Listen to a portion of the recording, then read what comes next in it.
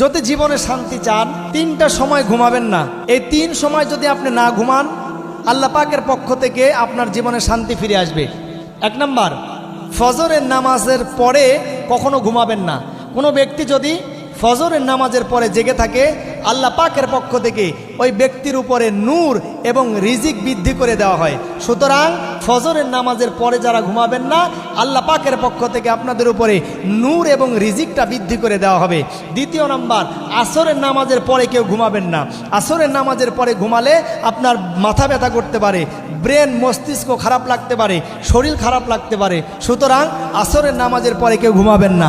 তৃতীয় নাম্বার হলো মাগরিবের নামাজের পরে কেউ ঘুমাবেন না, কারণ মাগরিবের নামাজের পরে শয়তানরা বিচরণ করে। সুতরাং শয়তানের হাত থেকে বাঁচার জন্য মাগরিবের নামাজের পরে কেউ ঘুমাবেন না। যদি ঘুমায় থাকেন শয়তান আপনার উপরে ভর করবে। সুতরাং এই তিনটি সময় যদি আপনি না ঘুমান আল্লাহ পাকের পক্ষ থেকে আপনার উপরে শান্তি বর্ষিত হবে। কথা বলেন ঠিক কিনা?